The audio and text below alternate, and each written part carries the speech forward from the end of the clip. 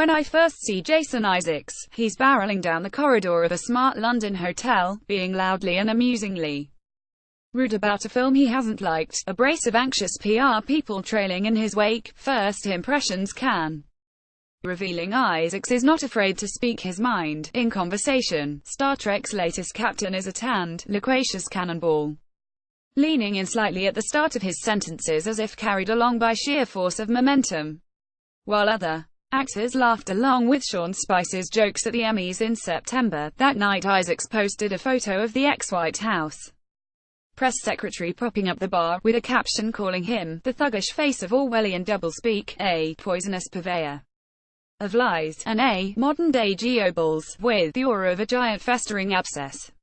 This frankness is a quality that may have helped him in Armando Iannucci's satire The Death of Stalin, in which he played Red Army commander Georgy Zhukov, the only person bold enough to criticize the dictator to his face. He has a knack for playing military strongman in Soldier, The Patriot and Black Hawk Down, and has recently returned to these kinds of roles both in The Death of Stalin and alongside Brad Pitt's grimy tank gunner in Fury.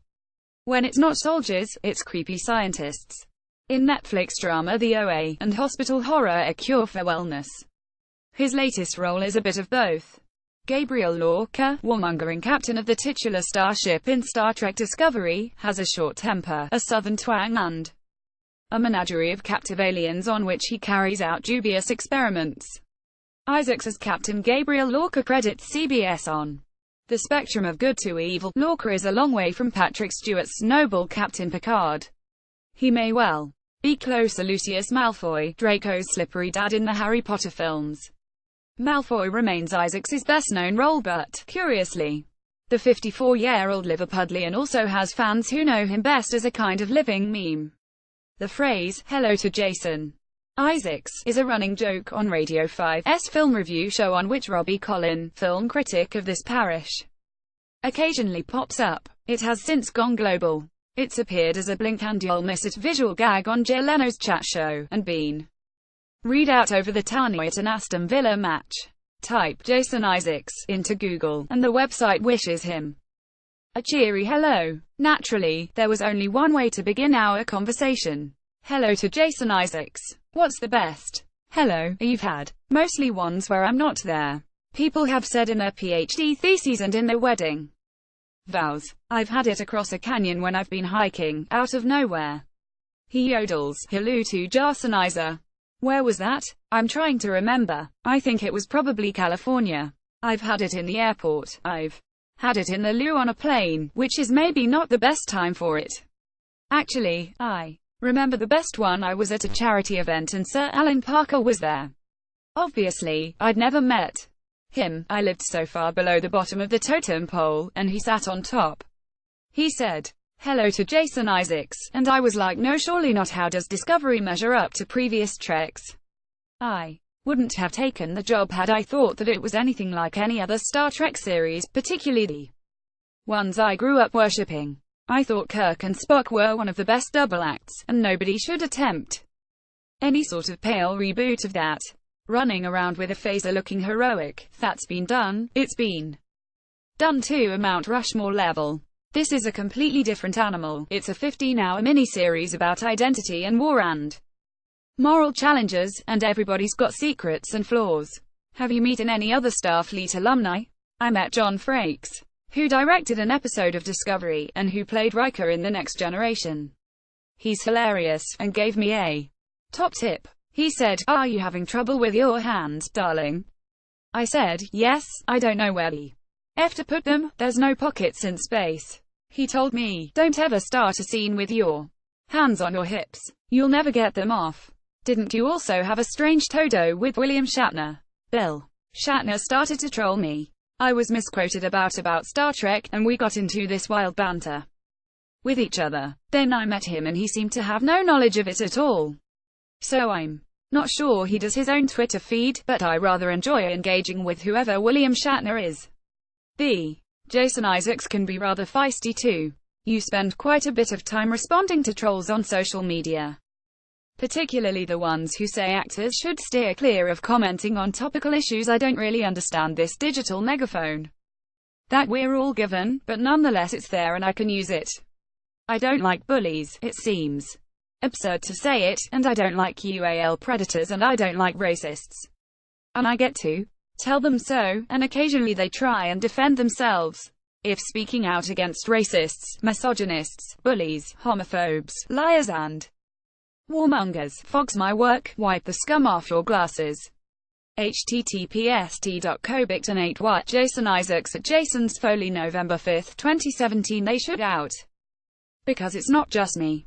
Most sane, moral people in the world don't like them either, so they can stick their heads up above my parapet if they like, but they'll get them cut off. But that's got nothing to do with the show. The show deals with these issues in a much more subtle, inclusive, far more optimistic way. Is Discovery a political show?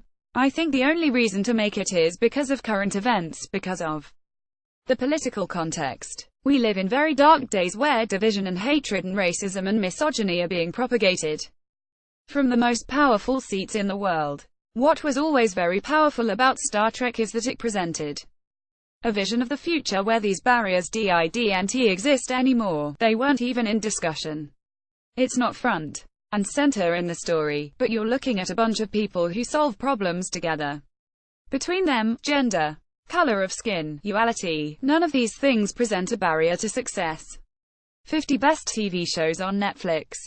UK or Discovery co-star Anthony Rapp was in the headlines recently, because of the awful experience he claims to have had with Kevin Spacey. You seem to be a close-knit cast. Is it something he'd spoken to you about before coming forward? No, it's a decision he made by himself. But we're very close. We're unbelievably proud of him, and inspired by him, because he took the decision to stick his neck out and tell a story when no one else had. There were a couple of days of silence, where other people didn't come forward, and I'm sure it was very worrying for him. But we were all very supportive, and of course the stories are pouring out now. Did it come as a shock to you? I think our friendships aren't really for public consumption, but it didn't come as a shock to me that he did something incredibly noble and brave. What he did was heroic. It's been incredibly heartening to see him proved right. With every one of these UAL predators being exposed, whose victims are having their day, you can't help but feel that it might be part of a movement which will make things better for other people in the future. Tweeting about Donald Trump's administration, you've suggested we could be looking at quite a dark future. Do you think we're moving closer to the utopian world of Star Trek, or further away from it? If you zoom out, to look at how people were behaving to each other hundreds of years ago, then there's no question that we're moving towards it. Women's lot has got better in the world, generally. Children get to go to school. There is an understanding through most of the world that people have rights, whether it be to an education, or that we look after each other when we're sick and dying. Recently, I think we've slid a few feet back down the well in America, and I hope we're going to arrest the tide of that slippage in Europe. People have been encouraged to come out from the shadows and say incredibly ugly, venal things, but if you look at the great sweep of history, it's all moving one way, and it's a positive way. But will we have time to get there? Will historians of the future understand, I wonder, that the escalating thermonuclear conflict that led to them scrabbling for survival on the smoldering remains of our planet came about because the American president was a mean girl in a corset? https://t.codleam9rpt Jason Isaacs at Jason's Foley November 12, 2017 How did you put your own stamp on Lorca? The whole thing's a collaboration, but there are many things I've brought to it that weren't on the page. I made him Southern because he's a military man, and I wasn't aware of any other captains who'd been like that. It was reverse engineered. Lorca had to be unlike any other captain. I wouldn't have played him English, as I didn't want to be a pale shadow of Patrick Stewart. I also decided to stand up, so in his little ready room there was a chair, and I said, let's get rid of the chair, because he's a man of action. He doesn't like sitting down. If you'll forgive me a silly question, which Hogwarts house would Lorca be in? Oh, I can't possibly answer that. He lives in Discovery. I thought the Harry Potter stories were so perfectly told, they're sacred to me. I don't like whoring them out, and I don't like this kind of mishmash. as if it's a product, a franchise. I get very upset, because for me a franchise is a drive-through burger place. I leave that alone. For instance, I don't like to do Lucius Malfoy's voice in Sainsbury's when people ask me to do it for their kids, because he lives in that world and it is sealed forever. Isaacs. As Lucius Malfoy in Harry Potter and the Goblet of Fire credit film stills alright then. Did you keep any souvenirs from the Potter films? No. It was because of Alan, God bless him. The fabulous late Alan Rickman took all the gold coins from Gringotts Bank, and from the day he did that every single prop was on inventory forever. My wigs are now on touring exhibitions. I did complain about not having a one for a while, so they sent me one, and I promptly lost it. Star Trek's about to take a 12-month hiatus. What can we look forward to when it's back? I can't tell you. It's a bit like when I used to do magic. I was a very keen amateur magician, and people would ask me how the trick was done. But if you tell them, they get annoyed and disappointed because what they really want is the painful anticipation of not knowing. It's like trailers. I hate so many trailers nowadays. I try to discourage my children, who are addicted to them, from them. If it's a film they want to see, what would be the point? Who gets a book and has a quick look at Chapter 3, Chapter 10 and the last page? Star Trek Discovery returns on January 7th. The first 9 episodes are available to now on Netflix.